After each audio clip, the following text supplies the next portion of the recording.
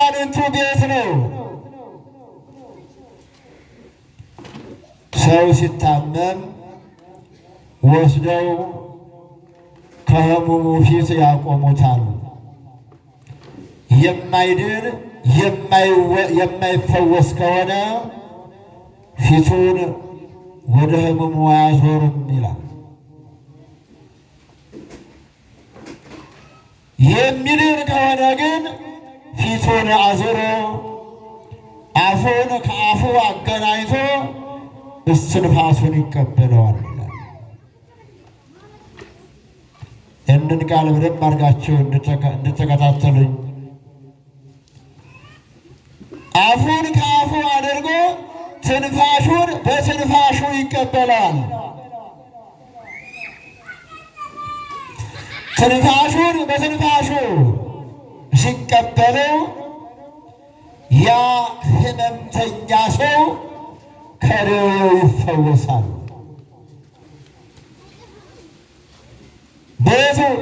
በዚህ በዛዳ ርግብ በዛዳ ኦፍ የዛ የሰውየው በሽታ ወዴት ይሄዳል? ወደ ጻዳ ወፉ ወደ ጻዳው ርግብ ይሄዳል። ያን ጊዜ ሕመምተኛው ከበሽታው ይድናል። እኔና እናንተንም እግዚአብሔር ከበሽታ ያድነን። በዚህ ጊዜ ይህ ጻዳ ወፍ የዛ የሰውዬ በሽታ ወደ እሱ መጥቶ ሕመሙ ተሰማው ይላል። ምኑ ተሰማው? ሕመሙ ተሰማው። ሕመሙ ሲሰማው በሕመሙ ምክንያት ነጭ የነበረው ጠቆረ፣ ወይም ነጭ የነበረው ይጠቁራል ይላል።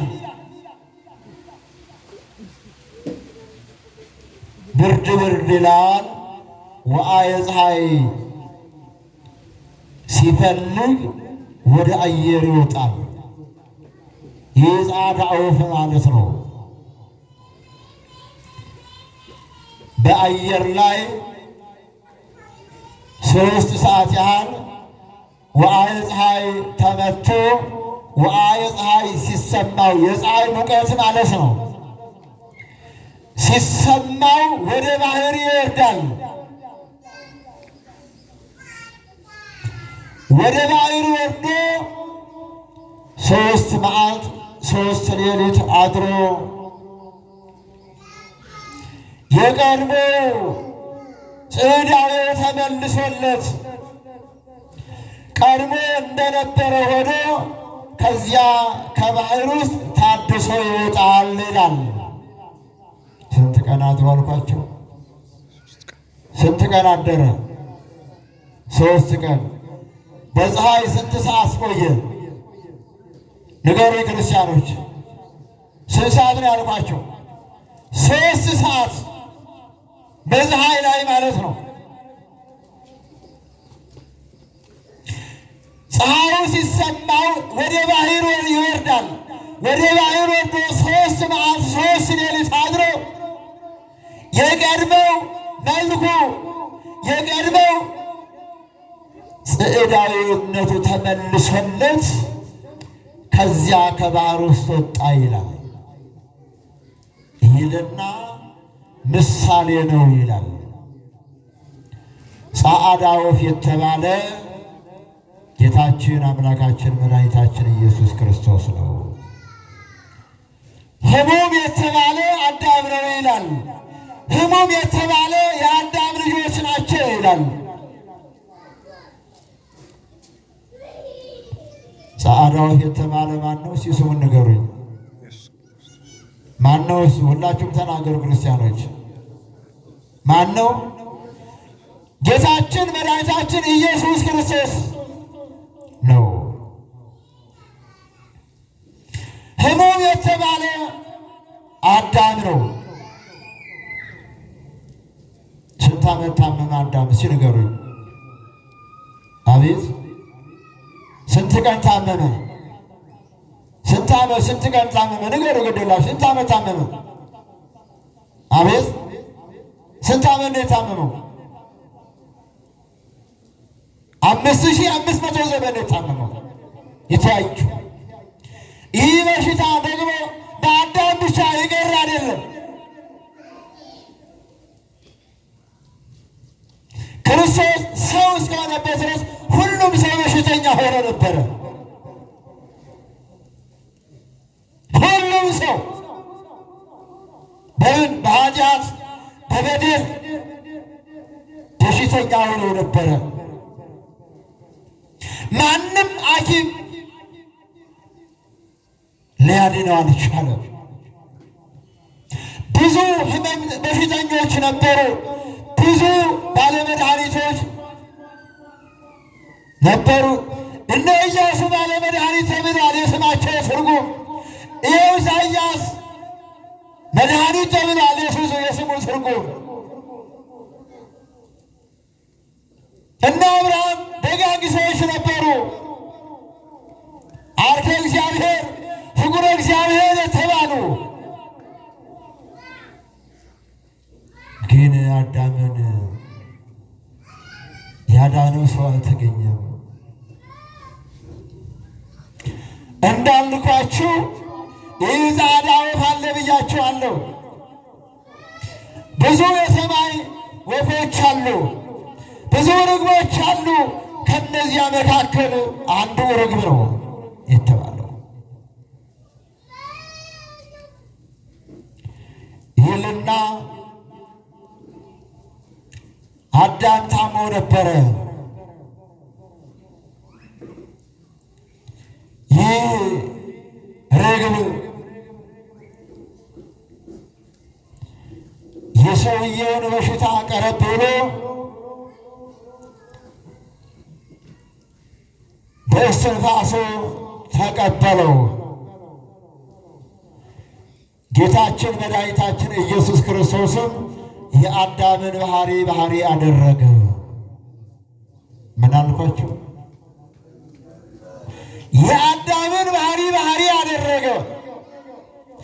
ኃጢአት የማይስማማው በደል የማይስማማው በደል የሚስማማውን ሥጋ ተዋሃደ።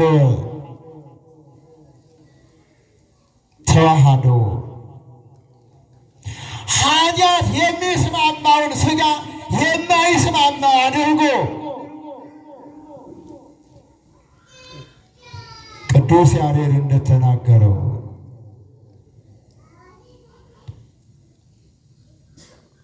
አንጽሖ ሥጋሃ ቀድሶ ኪያሃ አደረ ላዕሌሃ እንዳለው ይህ ኃጢአት የሚስማማው ሥጋ ነው፣ የማይስማማው አድርጎ ማለት ነው። የአዳምን ባህሪ አደረገ። የአዳምን ባህሪ አድርጎ ጌታችን መድኃኒታችን ኢየሱስ ክርስቶስ ስለ ሰው ልጅ ታመመ። ስለ ማን ታመመ? ስለ ሰው ልጅ። ሰው የሚታመመው ስለ ራሱ ነው። የምንወዳቸው ልጆቻችን ቢታመሙ ስለ ልጆቻችን እንታመማለን። የምንወደው ጓደኛችን ቢታመም ስለ እነሱ እንተካለን። የሚተካለን። በዚሁ አጋጣሚ አንድ እናት ያለችውን ብነግራችሁ፣ በዚሁ አጋጣሚ ልጇ በጽና ታሞ እባክህ አምላኬ የእሱን በሽታ ወደ እኔ ቀይረዋለች። እሱ ከሚሞት እኔ አስቀድሜ ልሙት አለች። ይህን ስትል የሰማ አንድ ተንኮለኛ ተማሪ አንኳኳና ቀሰቀሳት። ማነህ አለችው። እኔ መልአከ ሞት ነኝ፣ የተናገርሽውን ነግሬ ሰምቼ ልጅሽን ትቼ አንቺን ልወስድሽ ነው አላት። አይ እንደሱ አይደለም፣ እዛው እንደጀመርከው እሱን ጨርሰው አለች። ማነች ያለችን እናት። እኛ እንኳን የምንወዳቸው ልጆቻችን አንታመምም። ስለ እኛ የታመመ ማን ነው? ጌታችን መድኃኒታችን ኢየሱስ ክርስቶስ ነው። ስለ እኛ የታመመ የእኛን ሕመም የተሸከመ ማን ነው? ጌታችን አምላካችን መድኃኒታችን ኢየሱስ ክርስቶስ ብቻ ነው። የአዳምን ባህሪ አድርጎ ስለ አዳም የታመመው ለቅዱሳን ሐዋርያት በትምህርተ ዋዛ እንዳስተማራቸው ነአምን ሕማሞ ለዘኢያሐምም የማይታመመው እንደታመመ እናምናለን።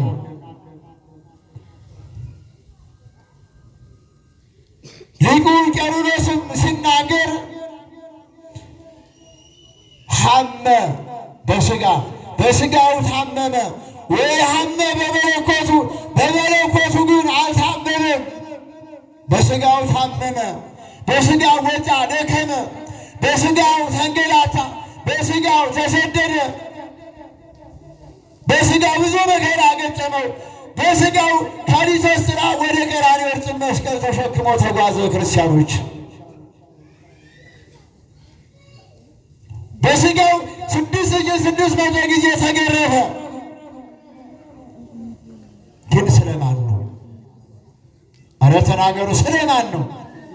ስለኛ ነው። እሱ እኮ ምንም በደል የለበትም።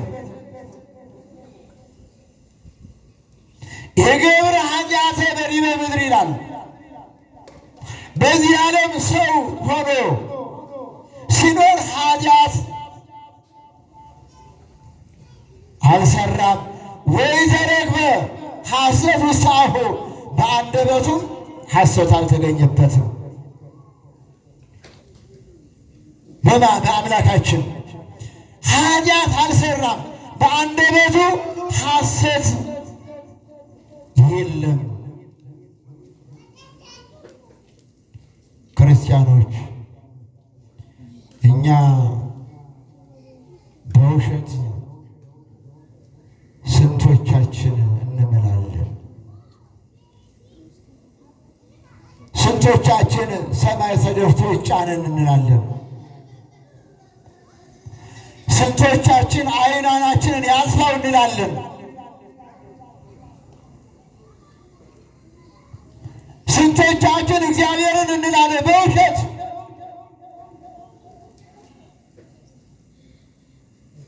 ሰውን